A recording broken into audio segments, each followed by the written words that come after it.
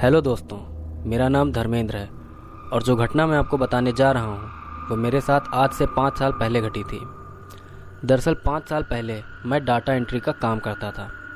मेरे साथ और भी कई लड़के वहाँ पर डाटा एंट्री का काम करते थे और जहाँ हम काम करते थे उसके सामने ही एक बड़ा सा बंगला था जिसके बाहर हमेशा एक गार्ड बैठा रहता था। एक बार की बात है, काम ज़्यादा था तो हमारे मालिक ने हमसे कहा कि रात भर रुक कर काम कर लो ताकि सुबह तक काम ख़त्म हो जाए।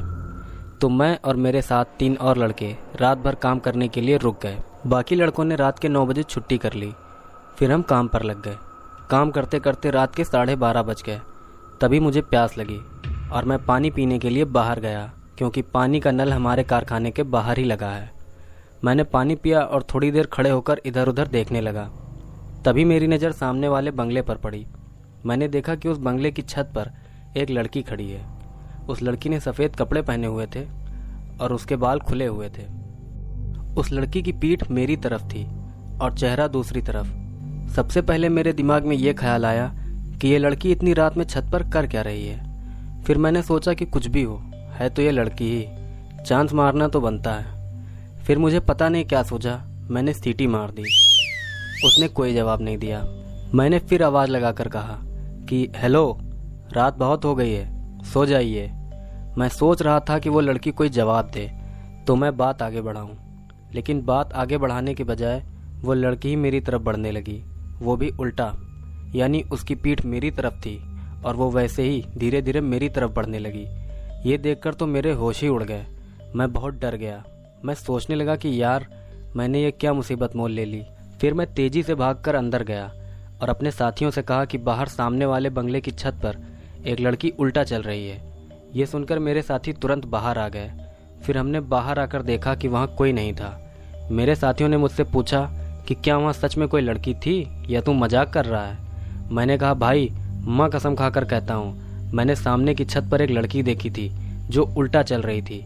यानी उसकी पीठ मेरी तरफ थी और चेहरा दूसरी तरफ, फिर भी वो मेरी तरफ बढ़ रही थी।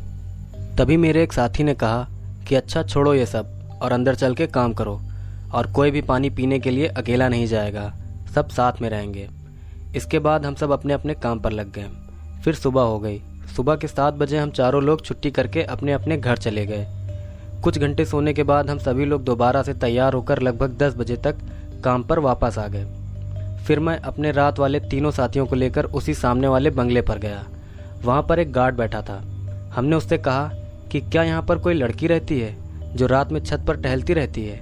गार्ड ने कहा कि नहीं, यहाँ पर कोई नहीं रहता, बल्कि ये बंगला तो लगभग 1 साल से बंद पड़ा है। बस इतना सुनने के बाद मैं समझ गया कि जिसको मैं लड़की समझ के लाइन मार रहा था वो चुड़ैल या कोई आत्मा थी। उसी दिन से मैंने रात में काम करना छोड़ दिया। मेरा नाम शैलेश शर्मा है। मैं हिमाचल प्रदेश के हमीरपुर शहर का रहने वाला हूँ और आज मैं आपको मेरे साथ हुई एक बहुत ही डरावनी भूतिया घटना बताने जा रहा हूँ। ये घटना मेरे और मेरे मम्मी पापा के साथ साल 2022 में हुई थी। दरअसल साल 2022 के फरवरी महीने में हमें अपने एक रिश्तेदार की शादी अटेंड करने सोलन शहर जाना था। सोलन शहर हिमाचल प्रदेश का एक छोटा और बहुत ही सुंदर शहर है जो कि हमीरपुर से 160 किलोमीटर दूर पड़ता है। ये शहर पहाड़ी इलाके में बसा है और इसके आसपास कई सारे घने जंगल भी हैं। खैर, तो शादी वाले दिन शाम को 6 बजे ही मैं और मेरे मम्मी पापा सोलन शहर के लिए निकल गए थे। हम लोग अपनी कार से सोलन जाने के लिए निकले थे और कार भी मेरे पापा ही चला रहे थे। सोलन शहर हमीरपुर से 160 किलोमीटर दूर है और वहां तक पहुंचने में हमें लगभग 4-5 घंटे का समय लगने वाला था। खैर, फिर रात को 11 बजे हम लोग शादी में पहुंच गए। फिर शादी अटेंड करने के बाद हम लोग वापस घर आने लगे। हम सब रात को 12:30 बजे घर के लिए निकले थे और उस समय तक सड़कें भी बिल्कुल सुनसान हो चुकी थीं। पहाड़ी इलाका होने की वजह से वहाँ की सड़कों पर स्ट्रीट लाइट भी नहीं थी, जिस वजह से वहाँ पर अंधेरा भी काफ़ी ज़्यादा था। खैर, फिर जब हम लोग घर जा रहे थे तभी आधे रास्ते में ही मेरे पापा को बहुत तेज टॉयलेट लगने लगी। दरअसल पापा ने शादी में थोड़ा ड्रिंक भी किया था, जिस वजह से उन्हें काफ़ी तेज टॉयलेट लग रही थी। खैर, फिर टॉयलेट लगने पर पापा ने एक जगह कार रोक दी और कार रोककर वो टॉयलेट करने चले गए। पापा ने जिस जगह कार रोकी थी वो जगह बहुत ही सुनसान थी और वहाँ पर पास में ही एक बस भी खड़ी थी। वो बस सड़क किनारे खड़ी थी और उसे देखने से ही लग रहा था कि वो कोई खराब बस है जो काफ़ी समय से वहीं पर खड़ी है। खैर फिर पापा कार रोककर टॉयलेट करने सड़क के किनारे चले गए। फिर टॉयलेट करने के बाद पापा वापस कार में आ गए और फिर से हम लोग अपने घर की तरफ चल पड़े।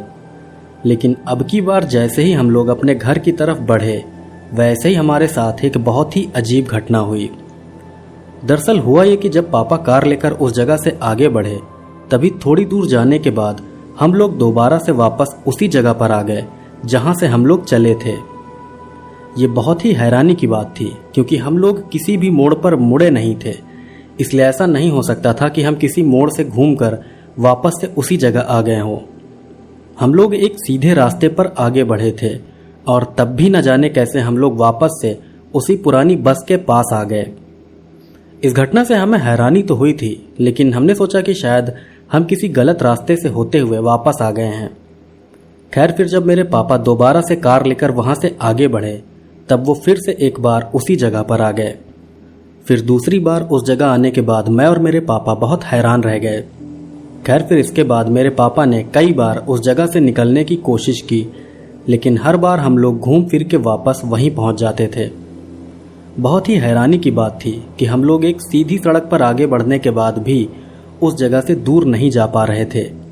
ऐसा लग रहा था कि जैसे हम किसी तरह के लूप में फंस गए हों। इस पूरे घटनाक्रम से मैं और मेरे मम्मी पापा समझ गए थे कि हमारे साथ कोई पैरानॉर्मल घटना हो रही है। खैर इसके बाद फिर से मेरे पापा कार लेकर वहां से आगे बढ़े, लेकिन दोबारा से हम लोग घूम फिर के उसी पुरानी बस के पास आ गए। और अब की बार जब हम लोग उस बस के पास पहुंचे तब हमने देखा कि उस बस के अंदर की लाइट जल रही है और साथ ही उसके अंदर एक आदमी भी बैठा हुआ है। बस में बैठा वो आदमी बस के अंदर से सीधा हमारी तरफ ही देख रहा था। उस पुरानी बस की जलती लाइट और उस बस में बैठे आदमी को देखकर हम सभी लोग बहुत ज़्यादा डर गए थे। हम समझ गए थे कि इस खटारा बस की लाइट अपने आप नहीं जल सकती और ना ही उस सुनसान जगह पर कोई शख्स ऐसी बस में आकर बैठेगा। ये पूरा घटनाक्रम बहुत ही ज़्यादा अजीब और डरावना था। खैर फिर बस में बैठा वो आदमी कुछ देर तक हमारी तरफ देखता रहा और हम भी उसे बहुत ही ध्यान से देखते रहे, लेकिन फिर कुछ देर हमारी तरफ देखने के बाद वो आदमी अचानक से गायब हो गया और साथ ही उस बस की लाइट भी अपने आप ही बंद हो गई। ये नज़ारा देखते ही मेरे पापा बहुत ज़्यादा डर गए। फिर मेरे मम्मी पापा ज़ोर ज़ोर से हनुमान चालीसा का पाठ करने लगे और फिर हनुमान जी का नाम लेकर ही मेरे पापा ने कार भगा ली। अब की बार जब हम लोग कार लेकर आगे बढ़े तब हम दोबारा उस बस के पास नहीं आए। अब की बार जब हम लोग कार लेकर आगे बढ़े तब हम दोबारा उस बस के पास नहीं आए। अब हम उस जगह से बाहर निकल चुके थे। खैर फिर इसके बाद हम सब आराम से अपने घर पहुंच गए। इस घटना के बाद 2 दिनों तक मुझे और मेरे मम्मी पापा को बहुत तेज बुखार भी आया था, लेकिन 2 दिन के बाद ही हम सब ठीक भी हो गए थे। हमारे साथ हुई एक बिल्कुल सच्ची घटना है और सच बताऊं तो आज भी इस घटना को याद करके मैं डर से कांप उठता हूं। मेरा नाम राजीव गुप्ता है। मैं हिमाचल प्रदेश का रहने वाला हूं, लेकिन अभी फ़िलहाल जॉब की वजह से मैं दिल्ली में रह रहा हूं। मैं आपको बता दूं कि मैं एक ऐसा इंसान हूं जो भूत प्रेतों पर विश्वास करता है, और ऐसा इसलिए है क्योंकि मैं पहाड़ों का रहने वाला हूं और पहाड़ों पर अक्सर ही भूत प्रेत की घटनाएं होती रहती हैं। यहाँ तक कि मेरे परिवार के कई लोगों के साथ भी कई तरह की पैरानॉर्मल घटनाएं हो चुकी हैं और उन घटनाओं में से ही एक घटना मैं आज आपको बताने वाला हूँ। तो आज जो सच्ची भूतिया घटना मैं आपको बताने जा रहा हूँ वो मेरे दादाजी के साथ साल 1978 में हुई थी। उस समय यानी साल 1978 में मेरे दादाजी जवान थे और उस समय वो बहुत ज़्यादा मेहनत भी करते थे। तो बात यह है कि एक बार साल 1978 में मेरे दादाजी किसी काम से दूसरे गांव गए थे। मैं आपको बता दूं कि उस समय लोग पैदल ही 10-15 किलोमीटर दूर तक चले जाया करते थे। तो मेरे दादाजी भी पैदल ही दूसरे गांव गए थे और वो गांव भी दादाजी के घर से लगभग 14-15 किलोमीटर दूर था। फिर जब दादाजी उस गांव में अपना काम खत्म करके वापस घर आने लगे तब तक रात हो गई। मेरे दादाजी रात भर खेतों की रखवाली भी किया करते थे, इसलिए उन्हें रात के समय भी कहीं आने जाने से डर नहीं लगता था। खैर तो उस रात मेरे दादाजी अंधेरे रास्तों से होते हुए अपने घर की तरफ बढ़े जा रहे थे।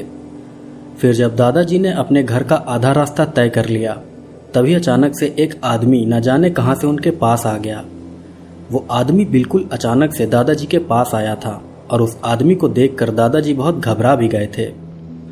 उस समय दादाजी बिल्कुल सुनसान रास्तों से होते हुए अपने घर की तरफ जा रहे थे और ऐसे समय में किसी भी शख्स का वहां मिलना अपने आप में एक बहुत ही अजीब बात थी। खैर, फिर वो अनजान आदमी दादाजी के पास आकर उनसे बोला कि अरे भाई, इतनी रात को कहाँ जा रहे हो? तब दादाजी ने उस आदमी की बात का जवाब देते हुए कहा कि मैं एक जरूरी काम से दूसरे गांव गया था और वहां से वापस लौटने में ही मुझे थोड़ा देर हो गई। फिर दादाजी के इतना बोलते ही उस आदमी ने कहा कि अरे ऐसी बात है तो आप आज की रात मेरे घर में रुक जाओ, फिर कल सुबह होते ही वापस अपने घर चले जाना। उस आदमी के इतना बोलने पर दादाजी ने कहा कि नहीं, इसकी कोई ज़रूरत नहीं है, मैं आराम से अभी अपने घर पहुंच जाऊंगा।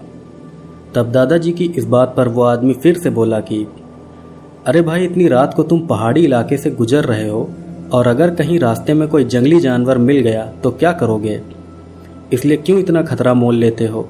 आखिर एक रात की ही तो बात है, इसके बाद फिर से सुबह अपने घर निकल जाना। उस आदमी की ये बात दादाजी को भी काफ़ी सही लगी, क्योंकि सच में वहाँ पर कभी कभी तेंदुए और काले भालू आ जाया करते थे। खैर, फिर थोड़ी देर सोच विचार करने के बाद मेरे दादाजी रात बिताने के लिए उस आदमी के घर चले गए। उस आदमी का घर वहाँ से ज़्यादा दूर नहीं था, इसीलिए वो दोनों कुछ ही देर में वहाँ पहुँच गए। लेकिन जब दादाजी उस आदमी के घर गए तब उन्होंने देखा कि उसका घर बहुत ही पुराना और गंदा सा है। उस आदमी के घर में चारों तरफ मकड़ी के जाले लगे थे और साथ ही वहां पर बहुत ज्यादा धूल मिट्टी भी थी। उस आदमी का घर बहुत ही पुराना लग रहा था। ऐसा लग रहा था कि जैसे वो कोई घर नहीं बल्कि एक खंडहर हो। उसका घर बहुत ही डरावना था और साथ ही वहां पर एक अजीब सी मनहूसियत भी थी।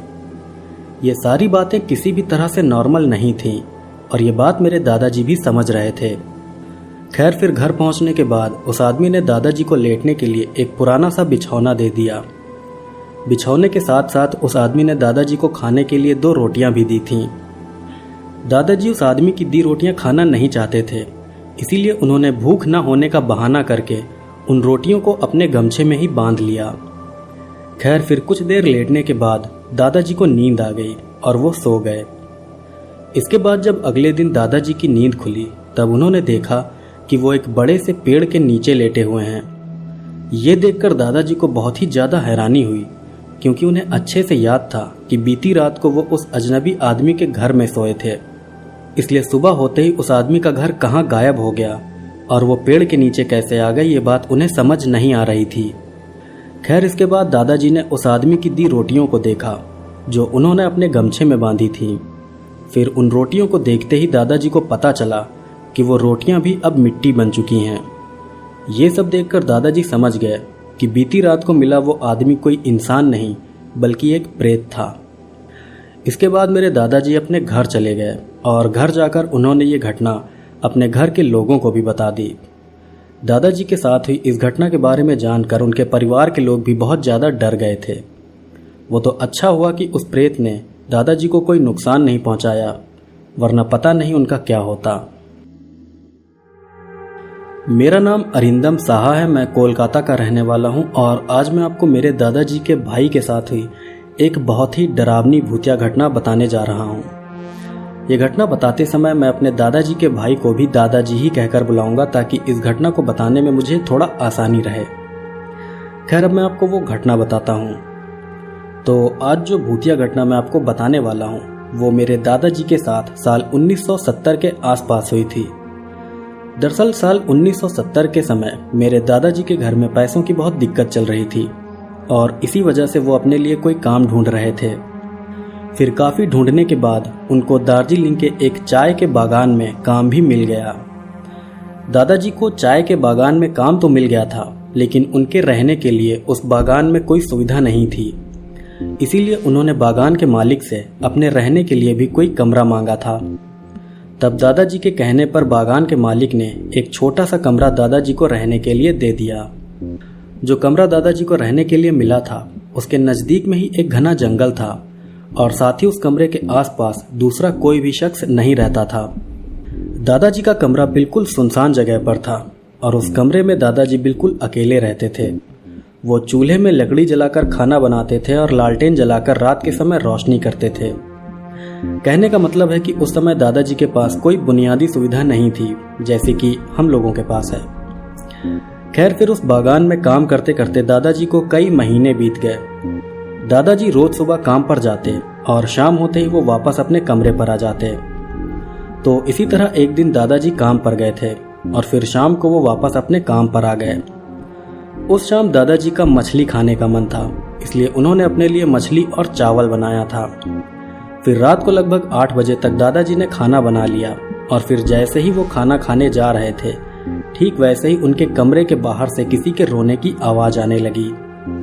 दादाजी बहुत ही सुनसान जगह पर रहते थे और ऐसी जगह पर किसी के रोने की आवाज आना अपने आप में बहुत ही ज्यादा डरा देने वाली बात है। खैर, उस रोने की आवाज को सुनकर दादाजी डरे नहीं, बल्कि वो अपने कमरे से बाहर निकल आए, ये देखने की आखिर कौन है जो उनके कमरे के बाहर आकर रो रहा है। फिर जब दादाजी बाहर आए तब उन्होंने देखा कि उनके कमरे के बाहर एक छोटी बच्ची खड़ी है। उस बच्ची की उम्र लगभग 10 साल रही होगी और वो दादाजी के कमरे के पास खड़ी होकर जोर जोर से रोए जा रही थी। उस बच्ची को रोते देखकर दादाजी को उस पर दया आ गई। फिर उन्होंने उस बच्ची से पूछा कि बेटा, तुम कौन हो और इतने समय यहाँ क्या कर रही हो? दादाजी के इतना बोलने पर उस बच्ची ने कहा कि मैं खो गई हूँ, मुझे समझ नहीं आ रहा है कि मेरा घर कहाँ पर है। उस बच्ची की ये बात सुनकर दादाजी ने कहा कि बेटा, तुम घबराओ नहीं, तुम आज की रात मेरे कमरे में रुक जाओ और कल सुबह मैं तुम्हें तुम्हारे घर छोड़ आऊंगा। इतना बोलकर दादाजी ने उस बच्ची को अपने कमरे में बुला लिया। फिर जब वो बच्ची दादाजी के कमरे में आई तब उन्होंने उससे पूछा कि बेटा, क्या तुमको भूख लगी है, तुम खाना खाओगी? तब दादाजी की इस बात पर उस बच्ची ने हाँ में अपना सर हिला दिया। फिर इसके बाद दादाजी ने उस बच्ची के लिए भी मछली और चावल निकाल दिया। लेकिन फिर जैसे ही दादाजी ने उस बच्ची को खाना निकाल कर दिया, वैसे ही वो बच्ची किसी जंगली जानवर की तरह खाना खाने लगी। वो बच्ची बहुत ही जल्दी जल्दी खाना खा रही थी और कुछ ही देर में उसने अपना पूरा खाना खत्म भी कर दिया। फिर उस बच्ची के खाना खत्म करते ही मेरे दादाजी ने उसे और खाना दे दिया। इसके बाद उस बच्ची ने वो खाना भी खत्म कर दिया। वो बच्ची जल्दी जल्दी करते हुए खाना खाती ही चली जा रही थी। उस बच्ची को ऐसे खाते देख दादाजी को लगा कि शायद वो बहुत ज़्यादा भूखी है, इसीलिए उन्होंने उस बच्ची को अपना खाना भी दे दिया। फिर जब उस बच्ची ने पूरा खाना खत्म कर दिया तब दादाजी ने बहुत हैरान होकर उस बच्ची से कहा कि बेटा, लगता है तुम बहुत ज़्यादा भूखी थी, अब तो पूरा खाना भी खत्म हो गया है। मैं यहाँ अकेले रहता हूँ, इसलिए मैं ज़्यादा खाना नहीं बनाता। अगर तुम अभी भी भूखी हो तो तुम आज इतना ही खाकर सो जाओ, मैं कल तुम्हारे लिए और भी खाना बना दूंगा। दादाजी ने बहुत ही दया भाव से ये बात उस बच्ची से कही थी और उनकी इस बात को सुनकर वो बच्ची दादाजी के घर से बाहर जाने लगी। उस बच्ची को ऐसे जाते देख दादाजी बोले कि अरे बेटा, क्या हुआ, तुम कहाँ जा रहे हो? इतनी रात में तुम कहाँ जाओगे? आज रात तुम यहीं सो जाओ, मैं कल सुबह तुम्हें तुम्हारे घर पर छोड़ दूंगा। दादाजी की ये बात सुनने के बाद भी वो बच्ची रुकी नहीं, बल्कि वो जंगल की तरफ जाने लगी। फिर जब वो बच्ची दादाजी की बात को अनसुना करके जंगल की तरफ बढ़ रही थी, तभी उन्होंने उस बच्ची का हाथ पकड़ लिया और फिर जैसे ही दादाजी ने उस बच्ची का हाथ पकड़ा, वैसे ही उसने अपना रूप बदल लिया। अब वो बच्ची एक बड़ी और भयानक औरत का रूप ले चुकी थी। ये सब देखकर मेरे दादाजी बहुत ज्यादा डर गए और डर के मारे वो वहीं जमीन पर गिर पड़े। फिर दादाजी के गिरते ही उस भयानक औरत ने उनसे कहा कि मैं यहाँ तुझे मारने आई थी, लेकिन तूने मेरे साथ अच्छा बर्ताव किया और मुझे मछली चावल भी खिलाया, इसीलिए मैं तुझे जिंदा छोड़ रही हूँ, वरना आज मैं तेरा सर उखाड़ के अपने साथ ले जाती। इतना बोलकर वो भयानक औरत वहां से गायब हो गई। ये सब देखकर मेरे दादाजी खौफ से बिल्कुल दहल उठे थे। फिर इस घटना के अगले दिन ही दादाजी ने उस चाय के बागान में काम भी छोड़ दिया। ये एक बिल्कुल सच्ची घटना है जो मेरे दादाजी के भाई के साथ हुई थी। मेरा नाम रोंडा है। मैं अमेरिका के मिजूरी स्टेट में रहती हूँ और आज मैं आपको मेरे साथ हुई 2 सच्ची डरावनी घटनाएं बताने जा रही हूँ। पहली घटना जो मैं आपको बताने वाली हूँ वो मेरे साथ साल 2011 में मिजूरी स्टेट के मार्क ट्वेन नेशनल फॉरेस्ट में हुई थी। ये घटना डरावनी होने के साथ साथ बहुत ही ज़्यादा रहस्यमयी भी थी। खैर, अब मैं आपको मेरे साथ हुई वो भयानक घटना बताती हूँ। तो बात यह है कि मैं मिजूरी स्टेट के फ्रेडरिक टाउन नाम के एक छोटे से शहर में रहती हूँ और इस शहर से 80 किलोमीटर की दूरी पर ही मार्क ट्वेन नेशनल फॉरेस्ट भी है। मार्क ट्वेन नेशनल फॉरेस्ट एक बहुत बड़ा नेशनल फॉरेस्ट है जहाँ पर कई नदियाँ, पहाड़ और घने जंगल भी हैं। ये नेशनल फॉरेस्ट प्राकृतिक रूप से बहुत सुंदर है और बहुत से लोग यहाँ पर कैंपिंग और हाइकिंग के लिए आते रहते हैं। तो इसी तरह साल 2011 में मैं भी अपने हस्बैंड के साथ इसी नेशनल फॉरेस्ट में कैंपिंग के लिए आई थी। दरअसल उस समय मेरे हस्बैंड ने अपने काम से कुछ दिनों की छुट्टी ली थी ताकि हम दोनों भी कुछ दिनों के लिए जंगल में कैंपिंग का मजा ले सकें। तो कैंपिंग वाले दिन दोपहर को ही मैं और मेरे husband mark Twain national forest पहुंच गए थे। फिर वहां पहुंचकर हमने कैंपिंग के लिए एक सही जगह ढूंढी और फिर उसी जगह पर हमने अपना कैंप भी लगा लिया। हमने अपना कैंप जंगल के उस हिस्से में लगाया था जहां पर लोग खास तौर से कैंपिंग करने ही आते थे। मैं आपको बता दूं कि हर नेशनल फॉरेस्ट में कैंपिंग के लिए कुछ खास जगह तय होती हैं जिन्हें कैंप डेजिग्नेटेड एरिया कहा जाता है। इन जगहों पर टेंट लगाने के लिए सपाट जमीन और टॉयलेट वगैरह की भी बहुत ही अच्छी सुविधा होती है। हालांकि कुछ लोग इन जगहों पर कैंप न लगाकर जंगल के काफी अंदर कैंप लगाना पसंद करते हैं, लेकिन उन लोगों को टेंट लगाने के लिए सपाट जमीन ढूंढने में काफी दिक्कत होती है और साथ ही उन्हें टॉयलेट की भी सुविधा नहीं मिलती है।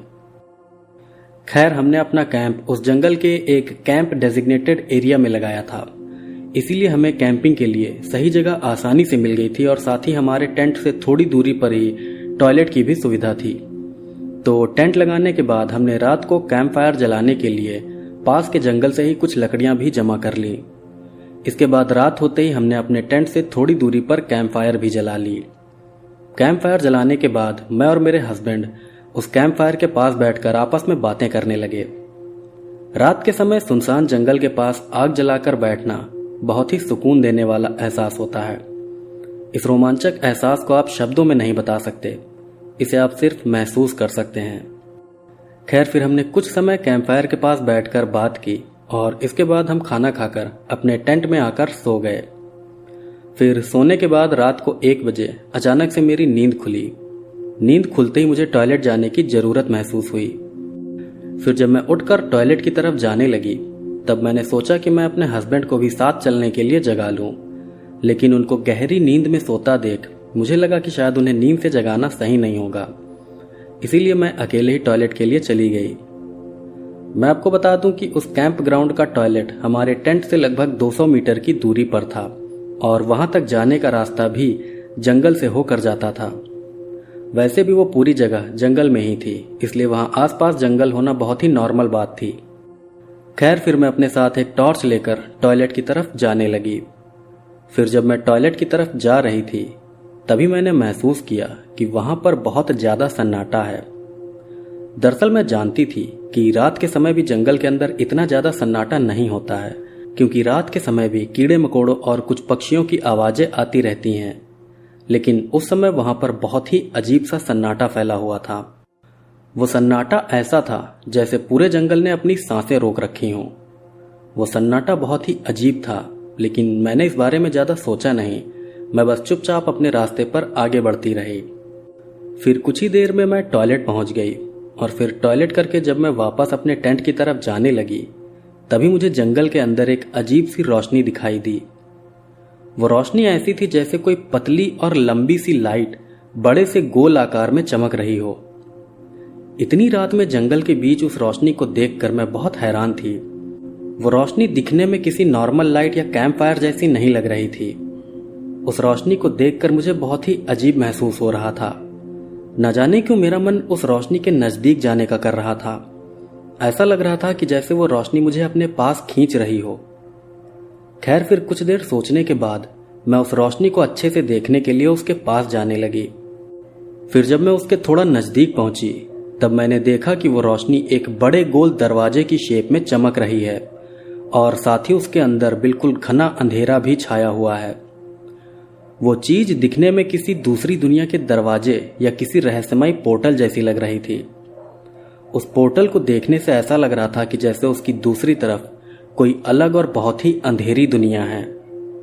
उस पोर्टल को देखकर मैं बहुत ज़्यादा हैरान थी, क्योंकि ऐसी चीज़ मैंने अपनी ज़िंदगी में पहले कभी नहीं देखी थी। खैर, फिर मैं वहीं खड़ी होकर उस पोर्टल को बहुत ध्यान से देखने लगी, लेकिन फिर मेरे देखते ही देखते वो चीज़ अचानक से गायब हो गई। उस पोर्टल के गायब होते ही जंगल का माहौल भी नॉर्मल हो गया। अब जंगल में कीड़े मकोड़ों और पक्षियों की आवाज़ें भी आने लगी थीं। ये घटना बहुत ही रहस्यमय थी और इस घटना से मैं बहुत ज़्यादा हैरान भी रह गई थी। ये सब मुझे किसी सपने जैसा लग रहा था। ऐसा लग रहा था जैसे ये सब कोई सपना हो, लेकिन मैं जानती थी कि ये कोई सपना नहीं है। खैर, उस चीज़ के गायब होते ही मैं भी वहाँ से भागते हुए सीधा अपने टेंट की तरफ आ गई। फिर अपने टेंट में आकर मैं चुपचाप सो गई। रात को मैंने इस घटना के बारे में अपने हस्बैंड को नहीं बताया, क्योंकि मैं नहीं चाहती थी कि वो इस घटना के बारे में जानकर परेशान हो जाएं। लेकिन फिर अगली सुबह मैंने इस घटना के बारे में अपने हस्बैंड को भी बता दिया। फिर जब मैंने यह घटना अपने हस्बैंड को बताई, तब पहले तो उन्होंने मेरी बात पर विश्वास नहीं किया, लेकिन जब मैंने बहुत सीरियस होकर उन्हें वो पूरी घटना डिटेल से बताई, तब वो भी समझ गए कि सच में मेरे साथ कुछ तो अजीब हुआ है। खैर, इस घटना के बाद वो रहस्यमय पोर्टल मुझे दोबारा कभी नहीं दिखा। तो ये थी मेरे साथ हुई वो पहली रहस्यमय घटना, और अब मैं आपको बताती हूँ मेरे साथ हुई एक और बहुत ही भयानक घटना। अब जो घटना मैं आपको बताने जा रही हूँ वो मेरे साथ साल 2015 में हुई थी। यह घटना भी मेरे साथ मार्क ट्वेन नेशनल फॉरेस्ट के पास ही हुई थी। खैर, अब मैं आपको वो घटना बताती हूँ। तो ये बात साल 2015 के जुलाई महीने की है। तब एक बार मेरी मम्मी की तबीयत अचानक ही बहुत ज़्यादा खराब हो गई थी। मम्मी ने अपनी तबीयत के बारे में खुद फ़ोन करके मुझे बताया था, इसलिए मैं जल्दी से जल्दी उनके पास पहुंचना चाहती थी, ताकि सही समय पर मैं उन्हें डॉक्टर के पास ले जा सकूं। मैं आपको बता दूं कि कई साल पहले मेरे पापा की डेथ हो गई थी, जिस वजह से मेरी मम्मी अपने घर पर बिल्कुल अकेली रहती थी, और यही वजह है कि मैं टाइम निकालकर अपनी मम्मी की देखभाल भी करती रहती थी। खैर, जिस समय मेरी मम्मी की तबीयत खराब हुई थी, उस समय मेरे हस्बैंड भी घर पर नहीं थे। वो अपने काम पर गए हुए थे और घर पर सिर्फ मैं और मेरे 2 बच्चे ही थे। मेरे दोनों बच्चों में से एक की उम्र 4 साल और दूसरे की 6 साल थी। मेरे दोनों बच्चे बहुत ही छोटे थे, इसलिए मैं उन्हें घर पर अकेला नहीं छोड़ सकती थी। हमारे पास 2 कार हैं, जिनमें से एक मेरे हस्बैंड चलाते हैं और दूसरी मैं चलाती हूँ। खैर, फिर मैं अपने दोनों बच्चों को साथ लेकर कार से मम्मी के घर की तरफ निकल गई। मेरी मम्मी का घर मेरे घर से 170 किलोमीटर की दूरी पर है और वहां तक जाने का रास्ता भी मार्क ट्वेन नेशनल फॉरेस्ट के पास से होकर गुजरता है। तो मैं दोपहर को 3 बजे कार लेकर निकली थी और मम्मी के पास पहुंचने में मुझे लगभग 4 से 5 घंटे का समय लगने वाला था। खैर, फिर 3 घंटे तक ड्राइव करने के बाद मैं मार्क ट्वेन नेशनल फॉरेस्ट के पास वाली सड़क पर आ गई। ये सड़क दोनों तरफ से घने जंगलों से घिरी हुई है और साथ ही इस सड़क पर गाड़ियां भी बहुत ही कम चलती हैं। मैं शाम को 6 बजे उस सड़क पर पहुंची थी और ना जाने क्यों उस सड़क पर आते ही मेरी कार अपने आप ही अचानक से बंद पड़ गई। तब कार के बंद पड़ते ही मुझे बहुत तेज गुस्सा आने लगा। उस समय मैं सोच रही थी कि आखिर इस मनहूस कार को भी इसी समय खराब होना था। मैं जानती थी कि मुझे जल्द से जल्द मम्मी के पास पहुंचना होगा, वरना उनकी तबीयत और भी ज़्यादा खराब हो सकती है। एक तरफ मेरी कार बंद पड़ गई थी और दूसरी तरफ मेरी मम्मी की तबीयत भी बहुत खराब थी। ये सारी बातें सोच सोच कर मेरा दिमाग खराब हुआ जा रहा था। खैर, फिर कार बंद पड़ने के बाद मैं दोबारा से कार को स्टार्ट करने की कोशिश करने लगी। मैं बार बार कार को स्टार्ट करने की कोशिश कर रही थी, लेकिन कार तो जैसे स्टार्ट होने का नाम ही नहीं ले रही थी। फिर जब मेरे कई बार ट्राई करने के बाद भी कार स्टार्ट नहीं हुई, तब मैं थक हार के कार से बाहर निकल आई। फिर बाहर आकर मैं कार का बोनट खोलकर देखने लगी कि आखिर कार में अचानक से क्या खराबी आ गई है। मैं टॉर्च जलाकर कार के बोनट में खराबी ढूंढ रही थी कि तभी मुझे सड़क किनारे जंगल के अंदर से एक आवाज़ सुनाई दी। वो आवाज़ ऐसी थी जैसे कोई जंगल के अंदर से चलता हुआ मेरे पास आ रहा हो।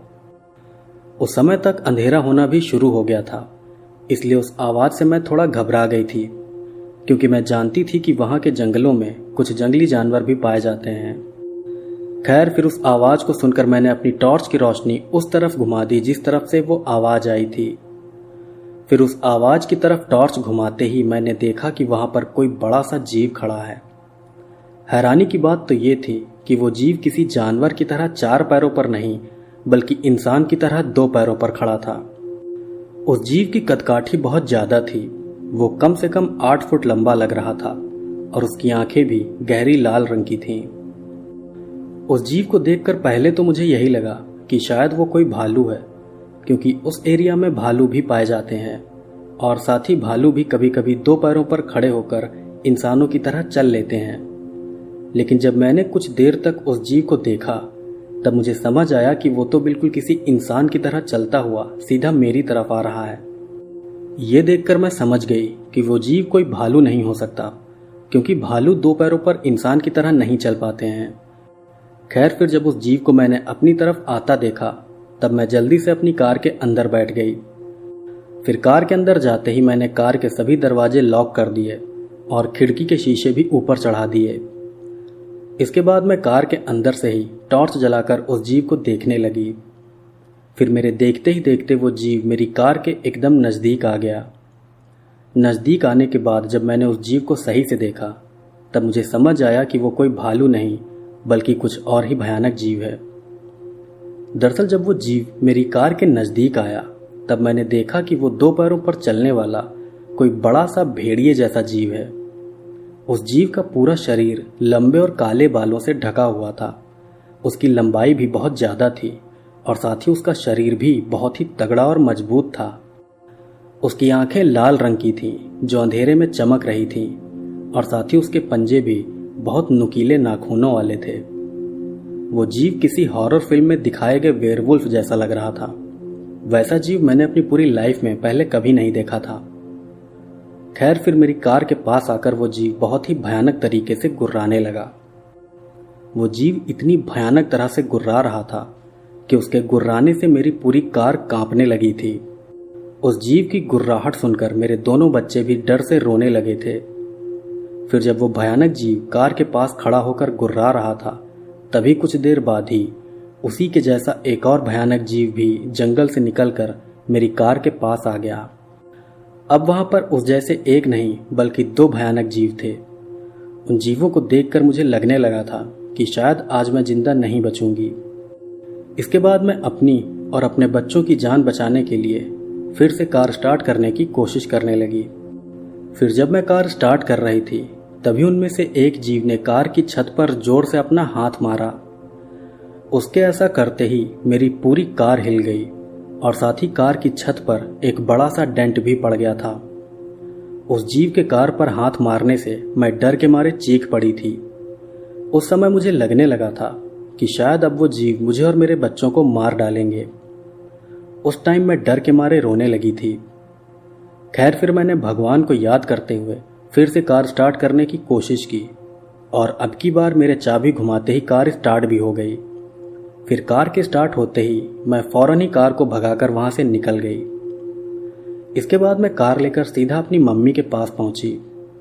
उस समय तक मेरी मम्मी की तबीयत भी काफ़ी ख़राब हो गई थी, इसलिए मैं उन्हें फ़ौरन हॉस्पिटल लेकर गई। इसके बाद कुछ दिन तक मैं मम्मी के साथ में ही रही और उनकी देखभाल करती रही। मम्मी की देखभाल करने के दौरान ही मैंने अपने हस्बैंड को भी मेरे साथ हुई उस भयानक घटना के बारे में बता दिया। खैर फिर जब कुछ दिनों में मेरी मम्मी बिल्कुल ठीक हो गई तब मैं वापस अपने घर आ गई। तब घर आकर मैंने अपने हस्बैंड को फिर से पूरी डिटेल के साथ उस घटना के बारे में बताया। जब मैंने अपने हस्बैंड को उस घटना के बारे में बताया था तब वो भी बहुत ज़्यादा डर गए थे। मेरे हस्बैंड जानते थे कि मैं उनसे झूठ नहीं बोलूँगी, क्योंकि खुद मेरे दोनों बच्चे भी इस घटना के गवाह थे। मेरे साथ हुई ये घटना बहुत ही भयानक थी और इस घटना के बाद मैंने उस रास्ते से आना जाना भी बहुत ही कम कर दिया था। इस हादसे के कई महीनों बाद मैंने एक ऑनलाइन प्लेटफॉर्म पर भी ये घटना पोस्ट की थी और तब कुछ लोगों ने उस पोस्ट के कमेंट सेक्शन में मुझे डॉगमैन नाम के एक क्रीचर के बारे में बताया था। फिर जब मैंने डॉगमैन पर रिसर्च की तब मुझे पता चला कि अमेरिका के जंगलों में डॉगमैन जैसा ही जीव सच में कई बार देखा जा चुका है। जब से मुझे ये बात पता चली है तब से मुझे जंगलों से डर लगने लगा है। मेरा नाम थॉमस है। मैं अमेरिका के टेक्सास स्टेट के एल पासो नाम के एक शहर का रहने वाला हूँ और आज मैं आपको मेरे साथ हुई एक बहुत ही डरावनी घटना बताने जा रहा हूँ। जो डरावनी घटना मैं आज आपको बताने वाला हूँ वो मेरे साथ साल 2001 में हुई थी और उस समय मैं सिर्फ 13 साल का था। खैर, अब मैं आपको वो पूरी घटना बताता हूँ। तो ये बात साल 2001 की है। तब एक बार रात के समय मेरे पापा हमारे पूरे परिवार को आइसक्रीम खिलाने ले गए थे। दरअसल मेरे पापा एक बहुत ही खुशमिजाज किस्म के इंसान हैं और वो हमेशा से अपने परिवार को बहुत ही प्यार करने वाले रहे हैं। इसके साथ ही पहले मेरे पापा की एक आदत थी कि वो अक्सर रात को डिनर के बाद हम सभी लोगों को आइसक्रीम खिलाने ले जाते थे। तो इसी तरह साल 2001 की एक रात को 11 बजे मेरे पापा हमारे पूरे परिवार को साथ लेकर आइसक्रीम शॉप गए थे। दरअसल उस समय हमने खाना खाया था और खाने के बाद सभी लोगों का मन कुछ मीठा खाने और घूमने का हो रहा था। इसीलिए मेरे पापा हम सबको लेकर आइसक्रीम शॉप गए थे। मैं आपको बता दूं कि मेरे परिवार में मैं, मेरा एक छोटा भाई और हमारे मम्मी पापा, हम सिर्फ 4 लोग ही हैं। तो घटना वाली रात को 11 बजे हम सब मेरे पापा के साथ कार से आइसक्रीम शॉप गए थे। फिर वहां जाकर हमने आइसक्रीम खाई और उसके बाद हम सब वापस से घर की तरफ आने लगे। फिर जब पापा हम सबको घर ले जा रहे थे तभी मेरे छोटे भाई ने उनसे कहा कि पापा, हमें थोड़ा घूमना भी है, हम सीधे घर नहीं जाना चाहते। मेरे भाई की ये बात सुनकर पापा ने कार अपर वैली की तरफ घुमा ली। मैं आपको बता दूं कि अपर वैली हमारे शहर एल पासो के पास मौजूद एक ऐसी जगह है जहां पर पहाड़ और काफ़ी ज़्यादा पेड़ पौधे हैं। वो जगह प्राकृतिक रूप से बहुत ही सुंदर है और यही वजह है कि अक्सर ही लोग वहां पर घूमने फिरने आते रहते हैं। खैर, फिर मेरे भाई के इतना कहने पर पापा ने कार अपर वैली की तरफ घुमा दी। फिर हम सब कार से घूमते हुए वहां की प्राकृतिक सुंदरता का मजा लेने लगे। अपर वैली में एक बड़ी सी नहर भी बहती है और पापा कार लेकर उस नहर के पास भी गए थे। लेकिन जब हम लोग उस नहर के पास पहुंचे तब हमने देखा कि उस नहर के किनारे पर एक औरत हाथ में लैंप लेकर टहल रही है। इतनी रात में उस औरत को नहर के किनारे देखकर मुझे बहुत हैरानी हुई थी।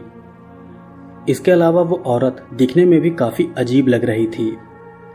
उस औरत ने सफ़ेद रंग के कपड़े पहने हुए थे और साथ ही उसका पूरा शरीर एक सफ़ेद रंग की रोशनी से चमक भी रहा था। वो औरत किसी भी तरह से नॉर्मल नहीं लग रही थी। खैर, फिर उस अजीब औरत को देखकर मेरे पापा ने अपनी कार रोक दी।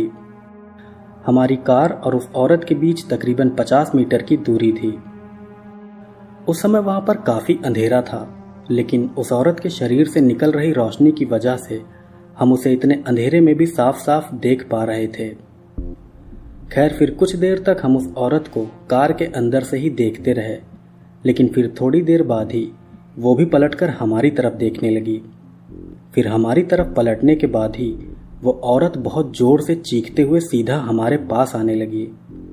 हैरानी की बात तो ये थी कि वो जमीन पर चलते हुए नहीं बल्कि हवा में तैरते हुए हमारे पास आ रही थी।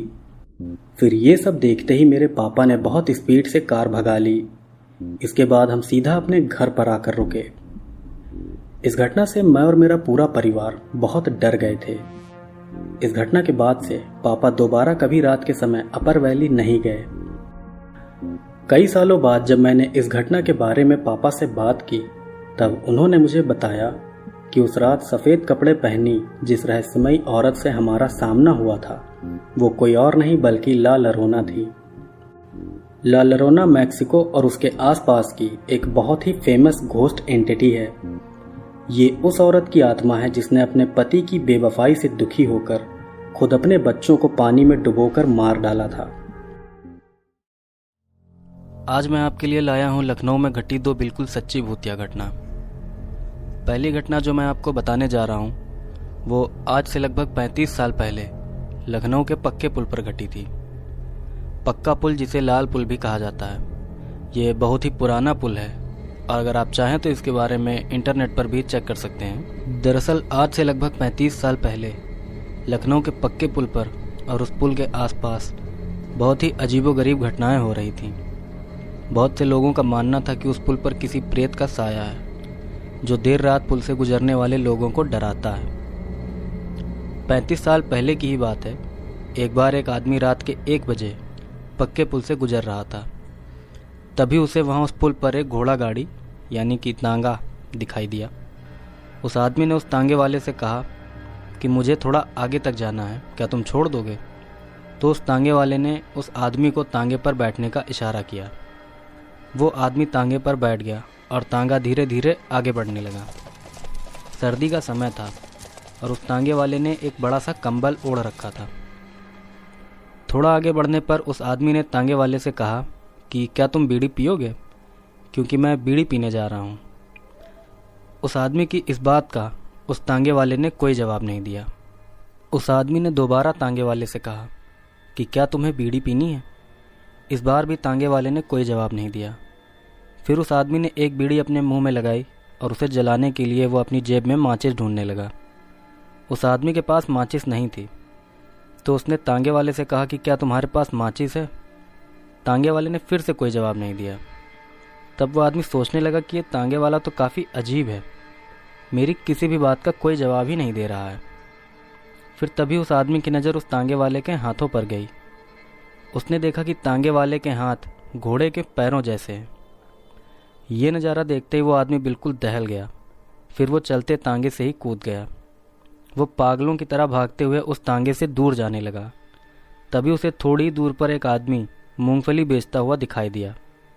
वो भागते हुए उसके पास गया और उस आदमी ने उस मूंगफली वाले से कहा कि ए भाई, उस तांगे वाले के हाथ। तब तक वो मूंगफली वाला बोला कि क्या ऐसे हैं? इतना कहने के साथ ही उस मूंगफली वाले ने अपने भी हाथ दिखा दिए, जो कि बिल्कुल घोड़े के पैरों जैसे थे। ये देखकर वो आदमी खौफ के मारे वहीं बेहोश होकर गिर पड़ा। सुबह जब उस आदमी को होश आया, तब उसने बीती रात की सारी कहानी लोगों को बताई, जिसे सुनकर सब दंग रह गए कि आखिर ये आदमी जिंदा कैसे बच गया। दूसरी घटना जो मैं आपको बताने जा रहा हूँ, वो भी आज से लगभग 9 या 10 साल पहले लखनऊ में ही घटी थी। ये घटना मैंने न्यूज़पेपर में पढ़ी थी, सहारा न्यूज़पेपर में। खैर, स्टोरी पर आते हैं। एक बार की बात है जब एक शादीशुदा औरत, जो कि अपने पति के साथ लखनऊ में ही रहती थी, किसी काम से लखनऊ के बाहर गई हुई थी। कुछ दिनों के बाद जब वो औरत ट्रेन से लखनऊ वापस आ रही थी, तब उसने वापस आते हुए रास्ते में ही अपने पति को फ़ोन करके कहा कि मेरी ट्रेन रात के 1:30 बजे तक चारबाग रेलवे स्टेशन पर पहुंच जाएगी। तुम मुझे लेने के लिए रात के 1:30 बजे तक चारबाग रेलवे स्टेशन पहुंच जाना। उस औरत का पति रात के 1 बजे ही अपनी पत्नी को लेने के लिए चारबाग रेलवे स्टेशन पहुंच गया। फिर रात के 1:45 बजे ट्रेन स्टेशन पर आ गई। फिर वह औरत बाइक से अपने पति के साथ अपने घर जा रही थी। तभी चारबाग स्टेशन से थोड़ा दूर जाते ही उस औरत को सड़क के किनारे एक लड़की खड़ी दिखाई दी, जो कि सर तक शाल ओढ़कर खड़ी थी। उस लड़की को देखकर उस औरत ने अपने पति से कहा कि बाइक रोको। इस बात पर उसके पति ने कहा कि क्या हुआ? तब उस औरत ने कहा कि हमें उस लड़की की मदद करनी चाहिए, क्योंकि इतनी रात में एक लड़की का इस तरह से अकेले रहना ठीक नहीं है। हमें उसे उसके घर तक पहुंचा देना चाहिए। तो उसके पति ने कहा कि तुम ठीक कह रही हो, जाओ जाकर उस लड़की को बुला लाओ, फिर हम उसे उसके घर तक छोड़ देंगे। फिर वह औरत उस लड़की की तरफ बढ़ने लगी। उस औरत ने लड़की से कहा कि सुनो, तुम्हारा घर कहाँ पर है, हम तुम्हें वहाँ तक छोड़। इतना बोलने के बाद ही वह औरत चिल्लाते हुए अपने पति के पास भागकर वापस आ गई।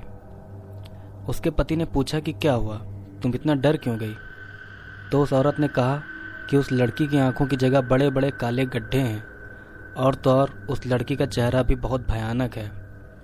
इस बात पर उसके पति ने कहा कि जल्दी से गाड़ी पर बैठो, हमें यहाँ से तुरंत निकलना होगा। फिर वो दोनों पति पत्नी बहुत तेजी से वहाँ से निकल गए। मेरा नाम सुमित वर्मा है। मैं मध्य प्रदेश के इंदौर शहर का रहने वाला हूँ और आज मैं आपको एक बहुत ही डरावनी भूतिया घटना बताने जा रहा हूँ। जो भूतिया घटना मैं आज आपको बताऊंगा वो मेरे नहीं बल्कि मेरे मामा जी के साथ हुई थी। ये घटना उनके साथ साल 2003 में दिल्ली में हुई थी। दरअसल मेरा पूरा परिवार मध्य प्रदेश का ही रहने वाला है, लेकिन मेरे मामा जी अपने काम की वजह से काफ़ी सालों से दिल्ली में रह रहे हैं और दिल्ली में ही उनके साथ ये भयानक घटना हुई भी थी। खैर अब मैं आपको वो घटना बताता हूँ। तो बात यह है कि मेरे मामा जी काफ़ी सालों से दिल्ली के इंदिरा गांधी इंटरनेशनल एयरपोर्ट में काम कर रहे हैं। वैसे तो वो भी मध्य प्रदेश के ही रहने वाले हैं, लेकिन एयरपोर्ट में नौकरी लगते ही वो दिल्ली शिफ्ट हो गए थे। मामा जी एयरपोर्ट में ग्राउंड स्टाफ का काम करते थे, मतलब कि वो कार्गो यानी कि यात्रियों के सामान को संभालते थे। काम के दौरान कभी कभी उनकी ड्यूटी नाइट शिफ्ट में भी लग जाती थी, और जिस रात उनके साथ ये भयानक घटना हुई थी उस समय भी उनकी ड्यूटी नाइट शिफ्ट में ही लगी हुई थी। खैर अब मैं आपको मामा जी के साथ हुई वो भयानक घटना बताता हूँ। तो ये बात साल 2003 के दिसंबर महीने की है। तब मेरे मामा जी की ड्यूटी नाइट शिफ्ट में लगी हुई थी। मैं आपको बता दूं कि साल 2003 में मेरे मामा जी दिल्ली के मेहरम नगर के पास रहते थे। उस दौरान मेहरम नगर इलाका ज़्यादा विकसित नहीं हुआ था और साथ ही वहाँ आसपास कई गांव भी बसे हुए थे। हालांकि वो जगह ज़्यादा विकसित नहीं थी, लेकिन तब भी वो जगह इंदिरा गांधी एयरपोर्ट से काफ़ी नज़दीक पड़ती थी, और यही वजह थी कि मेरे मामा जी ने अपने रहने के लिए उसी जगह पर एक किराए का कमरा ले रखा था। खैर उस दौरान मामा जी की ड्यूटी नाइट शिफ्ट में लगी हुई थी।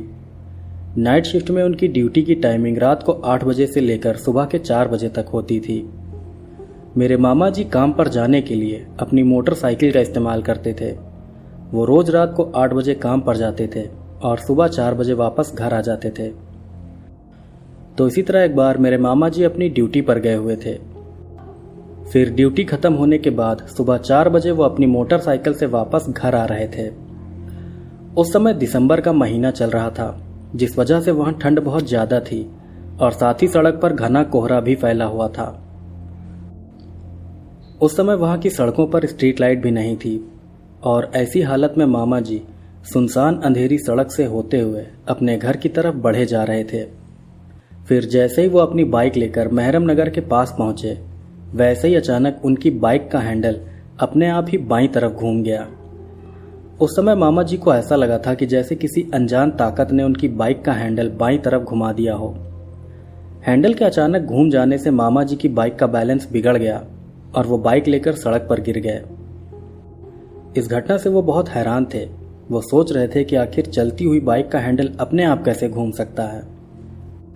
गिरने की वजह से उनको काफी चोटें भी आई थीं। खैर इसके बाद मामा जी फिर से अपनी बाइक उठाकर उसे स्टार्ट करने लगते हैं, लेकिन उनके बार बार कोशिश करने के बाद भी बाइक स्टार्ट नहीं हो रही थी। फिर जब मामा जी बाइक स्टार्ट कर रहे थे, तभी उनके सामने से 2 इंसानी पैर चलते हुए आते हैं और उनके बगल से निकलकर चले जाते हैं। वो सिर्फ 2 इंसानी पैर थे, जिनके ऊपर का पूरा शरीर गायब था। वो पैर सड़क पर फैली धुंध से निकलकर आए थे और आगे जाकर वो धुंध में ही गायब भी हो गए। उन कटे पैरों को अपने आप चलता देखकर मेरे मामा जी समझ गए थे कि उनके साथ कोई पैरानॉर्मल घटना हो रही है।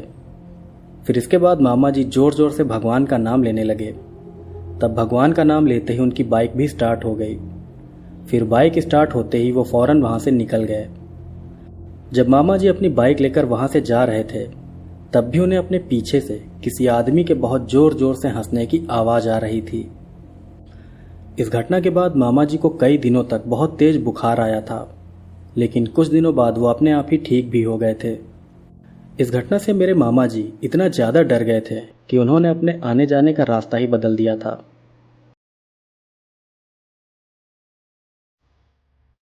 मेरा नाम शहजाद अली है। मैं उत्तर प्रदेश राज्य के शाहजहांपुर जिले का रहने वाला हूँ, और आज मैं आपको मेरे साथ हुई एक बहुत ही डरावनी भूतिया घटना बताने जा रहा हूँ।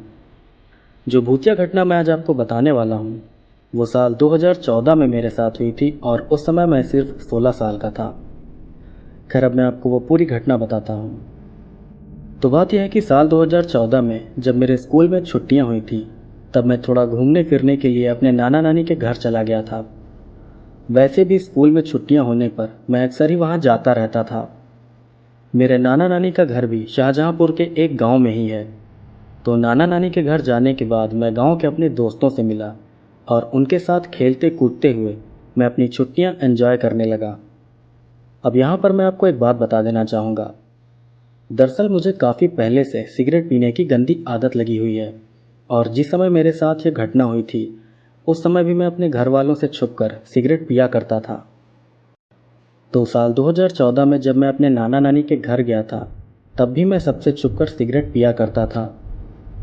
मैं ज़्यादातर रात के समय सिगरेट पीता था, क्योंकि रात में सब सो जाते थे और तब मुझे आसानी से सिगरेट पीने का मौका मिल जाता था।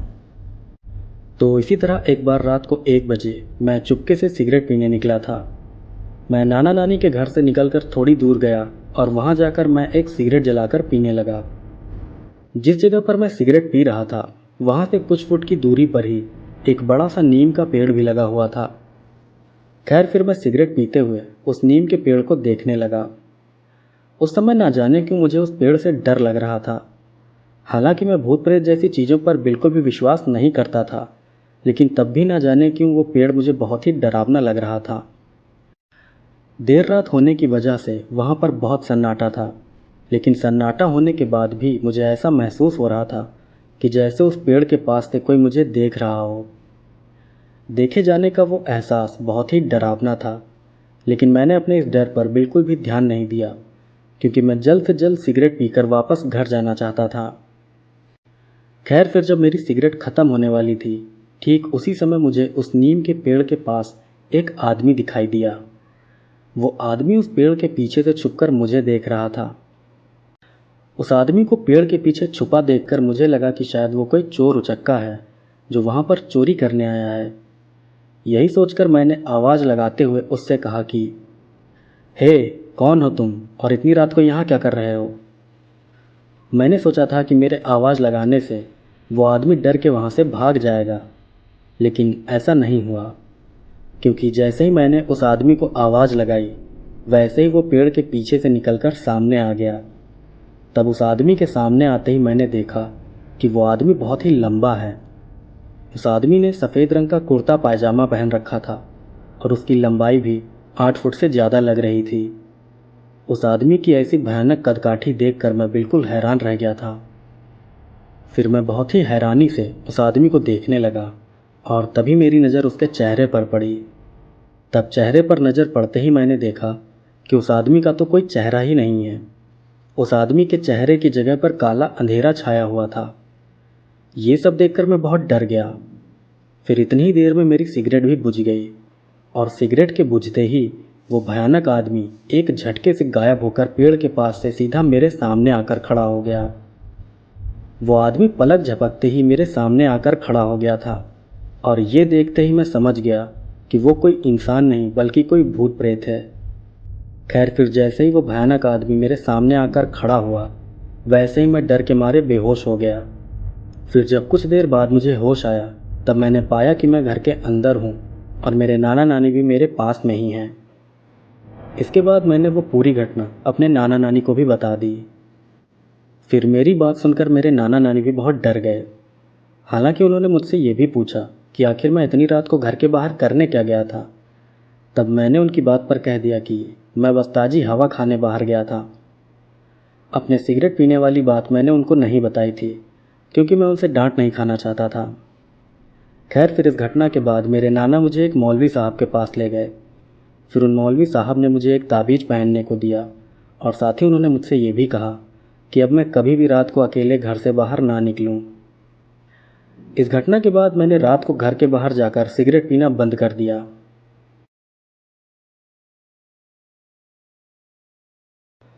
मेरा नाम विनीत जायसवाल है। मैं राजस्थान के जयपुर शहर का रहने वाला हूँ और आज मैं आपको मेरे और मेरी फैमिली के साथ हुई एक बिल्कुल सच्ची भूतिया घटना बताने जा रहा हूँ। जो भूतिया घटना मैं आज आप लोगों को बताने वाला हूँ, वो हमारे साथ साल 2023 में हुई थी। दरअसल साल 2023 की गर्मियों में मैं और मेरी फैमिली नैनीताल घूमने गए थे। मेरी फैमिली में मैं, मेरा छोटा भाई और मेरे मम्मी पापा, हम सिर्फ 4 लोग ही हैं। तो साल 2023 के जून महीने में मैं और मेरा परिवार अपनी कार से नैनीताल घूमने गए थे। मेरे पापा को ड्राइविंग आती है, इसलिए नैनीताल जाते समय भी वही कार ड्राइव कर रहे थे। तो नैनीताल जाकर हमने खूब मस्ती की और अच्छे से वहाँ एंजॉय किया। फिर कुछ दिन वहाँ पर घूमने फिरने के बाद हम लोग वापस अपने घर आने लगे। हम लोग रात को 10 बजे नैनीताल से घर जाने के लिए निकले थे। हमें घर पहुँचने में लगभग 10 से 11 घंटे का समय लगने वाला था। हम सब आराम से कार में बैठकर घर जा रहे थे। मैं और मेरा भाई कार की पिछली सीट पर बैठे थे, जबकि मेरी मम्मी अगली सीट पर बैठी थी और पापा कार चला रहे थे। तो जब हम लोग नैनीताल से थोड़ा आगे बढ़े, तभी हमें सड़क किनारे एक बूढ़ा आदमी दिखाई दिया। वो आदमी सड़क किनारे चलता हुआ कहीं जा रहा था। इतनी रात में उस बूढ़े आदमी को वहां देखकर मुझे थोड़ी हैरानी हुई थी, क्योंकि वो जगह बहुत ही सुनसान थी और वहां आसपास कोई घर भी नहीं था। खैर, उस आदमी को देखकर मैंने सोचा कि शायद वो वहीं का कोई लोकल आदमी होगा, इसीलिए मैंने उस पर ज़्यादा ध्यान नहीं दिया। लेकिन फिर हमारी कार वहां से थोड़ा और आगे बढ़ी और तब हमने फिर से उसी बूढ़े आदमी को सड़क किनारे देखा। लेकिन अब की बार वो बूढ़ा आदमी सड़क के किनारे खड़ा होकर सीधा हमारी तरफ देख रहा था। उस आदमी को दोबारा रास्ते में खड़ा देखकर मेरे साथ साथ मेरे मम्मी पापा भी बहुत ज़्यादा डर गए थे। फिर तुरंत ही मेरे पापा ने मुझसे कहा कि विनीत, जल्दी से कार के सभी खिड़की दरवाजे लॉक कर लो। तब पापा की बात सुनते ही मैंने फौरन ही कार की विंडो के शीशे चढ़ा दिए और दरवाजे भी लॉक कर लिए। इसके बाद आगे जाते हुए हम लोगों ने उस बूढ़े आदमी को और भी कई बार सड़क किनारे देखा। उस आदमी को इस तरह बार बार देखकर हम सभी लोग बहुत डर गए थे। हम समझ गए थे कि वो आदमी कोई जिंदा इंसान नहीं बल्कि कोई भूत है। फिर इसके बाद मेरी मम्मी ने जोर जोर से हनुमान चालीसा पढ़नी शुरू कर दी। इसके बाद जब हम उस रास्ते पर थोड़ा और आगे बढ़े, तब हमने देखा कि वही बूढ़ा आदमी अब सड़क के बीचों बीच खड़ा है। उस आदमी को बीच सड़क पर खड़ा देखकर मेरी मम्मी समझ गई थी कि वो आदमी हमारी कार का एक्सीडेंट कराना चाहता है। इसीलिए मेरी मम्मी ने पापा से कहा कि आप कार मत रोकना, वरना हम सबकी जान खतरे में पड़ जाएगी। आप कार सीधा इस आदमी के ऊपर चढ़ा दो। पापा जानते थे कि मम्मी सही कह रही हैं, इसीलिए उन्होंने कार की स्पीड बढ़ाई और फिर उन्होंने कार को सीधा उस आदमी के ऊपर चढ़ा दिया। लेकिन बहुत ही हैरानी की बात थी कि कार के उस आदमी से टकराने के बाद भी वो आदमी चोट नहीं खाया, बल्कि वो हमारी कार के बिल्कुल आर पार हो गया। वो आदमी इस तरह से कार के आर पार हुआ था कि जैसे वो हवा का बना हो। खैर, फिर उस आदमी को पीछे छोड़ने के बाद पापा ने बहुत स्पीड से कार भगाई। फिर उस जगह से दूर निकलने के बाद हम लोग एक ढाबे पर रुके और फिर सीधा हम लोग अपने घर पहुंच गए। ये पूरी घटना बहुत ही डरावनी थी और इस घटना का गवाह मेरा पूरा परिवार बना था। इस घटना से पहले मैं भूत प्रेतों पर ज़्यादा विश्वास नहीं करता था, लेकिन इस हादसे के बाद मैं इन चीज़ों पर विश्वास करने लगा हूं। मेरा नाम रवि वर्मा है। मैं मध्य प्रदेश के ग्वालियर शहर का रहने वाला हूं और आज मैं आपको मेरे साथ हुई एक बहुत ही डरावनी घटना बताने जा रहा हूं। असल में यह घटना मेरे एक दोस्त के साथ हुई थी, लेकिन जिस समय यह घटना हुई थी उस समय मैं भी उसके साथ ही था। मेरे जिस दोस्त के साथ ये घटना हुई थी उसका नाम दुर्गेश है और वो भी ग्वालियर शहर का ही रहने वाला है। दरअसल मैं और दुर्गेश एक ही कॉलेज में पढ़ते थे और साथ में पढ़ने की वजह से हम दोनों में बहुत अच्छी दोस्ती हो गई थी। दोस्ती के बाद हम लोग अक्सर एक दूसरे के घर भी आने जाने लगे थे। तो इसी तरह साल 2022 में जब हमारे एग्ज़ाम्स पास आने लगे, तब हमने रात को देर तक पढ़ना शुरू कर दिया। मुझे अच्छे से याद है कि उस दौरान दुर्गेश मुझे अक्सर बताता रहता था कि उसे रोज रात को डरावने सपने आते हैं और साथ ही उसे स्लीप पैरालिसिस भी बहुत ज़्यादा होने लगा है। मैं उसकी इन बातों पर ज़्यादा ध्यान नहीं देता था, क्योंकि मैं सोचता था कि डरावने सपने आना और स्लीप पैरालिसिस होना एक नॉर्मल बात है। यही सोचकर मैं उसकी बातों पर ध्यान नहीं देता था। वैसे अगर आपको स्लीप पैरालिसिस के बारे में जानकारी नहीं है तो मैं आपको बता दूं कि स्लीप पैरालिसिस एक ऐसी कंडीशन होती है जिसमें इंसान आधी सोई और आधी जागी हालत में कुछ डरावनी चीज़ें देखता है और इस दौरान वो हिल-डुल भी नहीं पाता है और ना ही उसके मुंह से कोई आवाज़ निकल सकती है। ज़्यादातर लोग स्लीप पैरालिसिस को एक साइंटिफिक घटना मानते हैं और सच बताऊं तो मैं भी पहले इसे एक साइंटिफिक घटना ही मानता था, लेकिन इस एक हादसे के बाद मैं समझ गया हूं कि स्लीप पैरालिसिस पैरानॉर्मल घटनाओं की वजह से भी हो सकता है। खैर, घटना पर वापस आते हैं। तो ये बात साल 2022 की है। तब एक बार मैं दुर्गेश के घर गया था। उस दिन दुर्गेश के मम्मी पापा कहीं बाहर गए हुए थे और वो घर पर बिल्कुल अकेला था।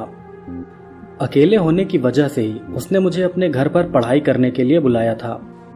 तो उस रोज मैं दुर्गेश के घर गया था और फिर वहां जाने के बाद हम दोनों ने देर रात तक पढ़ाई की और फिर पढ़ाई करने के बाद हम लोग सो गए। दुर्गेश के कमरे में एक बड़ा डबल बेड था और उस रात हम दोनों उसी बेड पर सोए हुए थे। फिर जब हम लोग सो रहे थे तभी रात को 3 बजे न जाने क्यों अचानक से मेरी नींद खुल गई। नींद खुलते ही मैंने महसूस किया कि अचानक से वहां बहुत ज़्यादा ठंड हो रही है। इसके बाद जब मेरी नज़र दुर्गेश पर पड़ी तो मैंने देखा कि वो बहुत ज़ोर ज़ोर से कांप रहा है और साथ ही उसकी आंखें भी आधी खुली हुई हैं। उस समय दुर्गेश की शक्ल बहुत ही डरी हुई लग रही थी। ऐसा लग रहा था कि जैसे वो किसी चीज़ को देखकर बहुत ज़्यादा डर रहा हो। उसकी ऐसी हालत देखकर मैं समझ गया कि उसको स्लीप पैरालिसिस हुआ है। इसके बाद मैंने जल्दी से जाकर दुर्गेश को हिलाया और उसको स्लीप पैरालिसिस से उठा दिया। फिर जैसे ही वो पैरालिसिस से उठा वैसे ही हमारे कमरे का सामान अपने आप ही जमीन पर गिरने लगा। कमरे में रखी हमारी किताबें, पानी की बोतल और बाकी का सामान सब का सब अपने आप ही इधर उधर गिरता जा रहा था। ऐसा लग रहा था कि जैसे कोई अदृश्य शक्ति उन सारे सामानों को इधर उधर फेंक रही हो। फिर कुछ देर तक ऐसा ही चलता रहा और फिर अचानक ही सब बंद हो गया। थोड़ी ही देर में हमारे कमरे का सारा सामान इधर उधर गिरा पड़ा था। ये सारी घटना मेरे और दुर्गेश के सामने हुई थी और इस घटना से हम दोनों बहुत डर भी गए थे। खैर फिर इसके बाद दुर्गेश ने मुझे बताया कि वो कई दिनों से एक काले साये को देख रहा है जो उसके बेड के पास आकर खड़ा हो जाता है और आज की रात भी वो काला साया उसके पास ही खड़ा था, जिसकी वजह से उसे स्लीप पैरालिसिस हुआ था। लेकिन जैसे ही मैंने दुर्गेश को पैरालिसिस से उठाया वैसे ही वो साया भी वहां से गायब हो गया। उसकी ये बात सुनकर मुझे बहुत हैरानी हुई थी, क्योंकि जब मैंने उसे नींद से जगाया था तब मुझे वहां आसपास कोई भी काला साया दिखाई नहीं दिया था। वो काला साया सिर्फ दुर्गेश को ही दिखाई दे रहा था और उसी साये ने ही कमरे के सामान को भी गिराया था। इस एक घटना से मैं समझ गया था कि स्लीप पैरालिसिस किसी पैरानॉर्मल घटना की वजह से भी हो सकता है। खैर इस घटना के बाद मैं दोबारा कभी अपने दोस्त के घर नहीं गया। इसके अलावा पढ़ाई पूरी करने के बाद दुर्गेश के घर वालों ने अपना घर भी बदल लिया था। स्लीप पैरालिसिस से जुड़ी ये एक बिल्कुल सच्ची घटना है जो कि मेरे सामने हुई थी। मेरा नाम ब्रायन है। मैं अमेरिका के यूटा स्टेट का रहने वाला हूं और आज मैं आपको एक बहुत ही भयानक घटना बताने जा रहा हूं। ये घटना मेरे और ल्यूकस नाम के मेरे एक दोस्त के साथ हुई थी। ये घटना हमारे साथ डिक्सी नेशनल फॉरेस्ट में हुई थी। डिक्सी नेशनल फॉरेस्ट यूटा स्टेट में मौजूद एक बहुत बड़ा नेशनल फॉरेस्ट है। ये नेशनल फॉरेस्ट 20 लाख एकड़ के एरिया में फैला हुआ है और इतना बड़ा होने के साथ साथ यहाँ पर कई सारे जंगल, नदियाँ और पहाड़ भी हैं। जंगलों और नदियों के अलावा यहाँ पर कई अलग अलग तरह के जानवर भी पाए जाते हैं। खैर अभी मैंने आपको उस जगह के बारे में बताया जहाँ पर हमारे साथ यह घटना हुई थी और अब मैं आपको अपने और अपने दोस्त के बारे में बताता हूँ। तो बात यह है कि मैं और मेरा दोस्त ल्यूकस, हम दोनों ही रिटायर्ड आर्मी पर्सन हैं और हम दोनों को ही कैंपिंग और हाइकिंग का बहुत शौक़ है।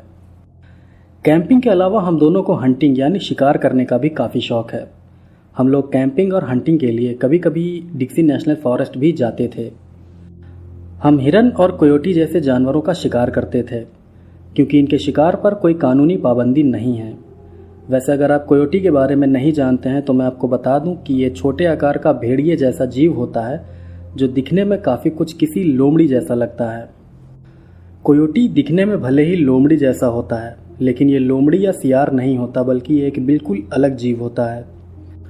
कोयोटी बहुत ही खतरनाक होते हैं और अगर इनका शिकार ना किया जाए तो ये इंसानी आबादी में आना शुरू कर देते हैं, जिससे बच्चों और पालतू जानवरों को बहुत खतरा हो जाता है। खैर तो अब आते हैं अपनी घटना पर। तो साल 2017 में एक बार मैं और ल्यूकस कोयोटी का शिकार करने डिक्सी नेशनल फॉरेस्ट गए थे। दरअसल उस समय कुछ कोयोटीज़ ने इंसानी आबादी में आकर पालतू जानवरों को मार डाला था। इसी वजह से उनका शिकार करना जरूरी हो गया था, वरना वो कोयोटी छोटे बच्चों को भी अपना शिकार बना सकते थे। वैसे हमारे घरों के आसपास कोयोटी सिर्फ नेशनल फॉरेस्ट के जंगलों में ही पाए जाते हैं, इसलिए हम लोग उस रात कोयोटी का शिकार करने डिक्सी नेशनल फॉरेस्ट गए थे। मैं और लूकस अपनी अपनी राइफल लेकर कोयोटी का शिकार करने डिक्सी नेशनल फॉरेस्ट गए थे। हमने पहले भी बहुत बार कोयोटी का शिकार किया था, इसलिए हमें मालूम था कि उन्हें कैसे ढूंढना है और कैसे उनको मारना है। हम जानते थे कि कोयोटी ज़्यादातर शाम को या रात को एक्टिव होते हैं, इसलिए उनका शिकार करने के लिए हमने रात का समय ही चुना था। तो उस रात मैं और लूकस अपनी अपनी बंदूकें लेकर जंगल में गए थे। फिर वहाँ जाकर हमने उन कोयोटीज़ को ढूंढना शुरू कर दिया।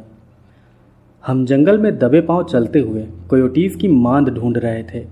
हम जानते थे कि वहीं कहीं पर कोई मांद होगी जहाँ सारे कोयोटी रहते होंगे, क्योंकि कोयोटी ज़्यादातर मांद बनाकर ग्रुप में ही रहते हैं। खैर, फिर जब हम जंगल में खोजबीन कर रहे थे तभी हमें एक आवाज़ सुनाई दी।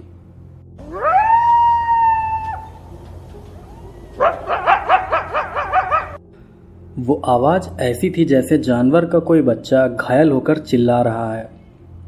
पहले तो उस आवाज़ को सुनकर हमें लगा कि शायद वो किसी कोयोटी के बच्चे की ही आवाज़ है, लेकिन थोड़ी ही देर में हम समझ गए कि उस आवाज़ के साथ कुछ तो गड़बड़ जरूर है। दरअसल जानवर के चिल्लाने की वो आवाज़ किसी एक जगह से नहीं आ रही थी, बल्कि वो आवाज़ हमारे चारों तरफ घूम रही थी। उस समय हमें ऐसा लग रहा था कि जैसे कोई बहुत ही चालाक जीव किसी घायल जानवर की आवाज़ निकालकर हमें फंसाने की कोशिश कर रहा है। हम उस जगह कोयोटी का शिकार करने गए थे, लेकिन वहाँ छुपी कोई भयानक चीज़ हमारा ही शिकार करने लगी थी। खैर, जो भी हो, उस आवाज़ से हम दोनों एकदम सतर्क हो गए थे और साथ ही हमने तुरंत ही अपनी टॉर्च भी जला ली। अभी तक हम दोनों बिना टॉर्च जलाए ही खोजबीन कर रहे थे, क्योंकि हम नहीं चाहते थे कि कोयोटी को हमारे वहाँ होने का पता चले। लेकिन जैसे ही हमने महसूस किया कि वहाँ आसपास कोयोटी की जगह कोई और ख़तरनाक जीव मौजूद है, वैसे ही हमने टॉर्च जलाकर हमले की पूरी तैयारी कर ली। इसके बाद जब हम टॉर्च जलाकर जंगल में इधर उधर देखने लगे, ठीक तभी एक बहुत बड़ा इंसान जैसा जीव पेड़ों के पीछे से निकलकर हमारे सामने आ गया। वो जीव हमसे लगभग 50 फुट की दूरी पर खड़ा था, और उस जीव को मैं इंसानों जैसा इसलिए कह रहा हूँ क्योंकि वो बिल्कुल किसी इंसान की तरह 2 पैरों पर खड़ा था। वो जीव दिखने में किसी इंसान जैसा था, लेकिन निश्चित रूप से वो कोई इंसान नहीं था। मैं ऐसा इसलिए कह रहा हूँ क्योंकि उसकी लंबाई बहुत ही ज़्यादा थी और साथ ही उसके पूरे शरीर पर बड़े बड़े बाल भी निकले हुए थे। वो जीव बहुत ही तगड़ा था और उसकी आंखें भी बिल्कुल चमकदार लाल रंग की थीं। उस जीव की लंबाई 9 से 10 फुट रही होगी और साथ ही उसका चेहरा भी किसी बड़े गोरिल्ला जैसा लग रहा था। टॉर्च की रोशनी में मैं और लूकस उस जीव को बिल्कुल साफ साफ देख रहे थे, और उसे देखते ही हम समझ गए थे कि हमारा सामना एक बिगफुट से हुआ है। अगर आप बिगफुट के बारे में नहीं जानते हैं तो मैं आपको बता दूं कि बिगफुट एक बहुत ही रहस्यमयी जीव होता है जो दुनिया के कई अलग अलग हिस्सों में पाया जाता है। यह जीव दिखने में किसी बहुत बड़े गोरिल्ला जैसा होता है, लेकिन ये किसी भी गोरिल्ला से बहुत ही ज़्यादा चालाक और समझदार होता है। दुनिया भर के अलग अलग हिस्सों में इसे अलग अलग नामों से जाना जाता है। जैसे अमेरिका में इसे बिगफुट कहते हैं, वहीं कनाडा में इसे सैस्क्वॉच कहा जाता है, और इंडिया में इसे ही येती कहा जाता है। खैर, ये थी उस जीव की एक छोटी सी डिटेल, और अब आते हैं वापस अपनी घटना पर। तो जैसे ही हमने टॉर्च की रोशनी में उस भयानक जीव को देखा, वैसे ही हम दोनों समझ गए कि घायल जानवर की वो दर्दनाक आवाज़ कोई और नहीं बल्कि यही बिगफुट निकाल रहा है। ये बात समझ में आते ही हम दोनों ने बिना ज़्यादा सोचे उस भयानक जीव के ऊपर गोलियां चलानी शुरू कर दी। फिर हमारे गोली चलाते ही वो जीव बहुत ज़ोर से गुर्राते हुए वहाँ से चला गया। हमारी चलाई गोलियों का उस भयानक जीव के ऊपर कोई खास असर नहीं हुआ था, जो कि एक बहुत ही हैरान कर देने वाली बात थी, क्योंकि हम दोनों ने ही उस जीव पर जानलेवा गोलियां चलाई थीं। मैंने अपनी विंचेस्टर राइफल से .308 और ल्यूकस ने अपनी M1 गैरेंड गन से .3006 कैलिबर की गोलियां चलाई थीं। ये गोलियां एक बड़े भालू को भी आसानी से मार सकती हैं, लेकिन यही गोलियां उस भयानक जीव के ऊपर बिल्कुल बेअसर हो गई थीं। फिर अपने हथियारों को उस भयानक जीव के ऊपर बेअसर होता देख हम दोनों फौरन ही वहां से निकलकर वापस अपने घर आ गए। इस घटना के कुछ दिनों बाद हमने उन कोयोटीज को ढूंढकर मार दिया था, लेकिन इसके बाद हम कभी भी उस जगह नहीं गए जहां पर हमें वो भयानक बिगफुट दिखा था। मेरे साथ हुई एक बिल्कुल सच्ची घटना है जिसमें मेरा सामना एक असली बिगफुट से हुआ था। मेरा नाम निक है। मैं अमेरिका के अलाबामा स्टेट का रहने वाला हूं और आज मैं आपको एक बहुत ही भयानक घटना बताने जा रहा हूं।